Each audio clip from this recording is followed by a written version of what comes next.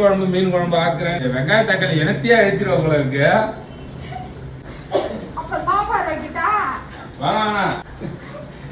நீ வெங்காய தக்காளி ஏன்னா அழிஞ்சாலும் பரவாயில்ல, நீ கறி குழம்பே வை.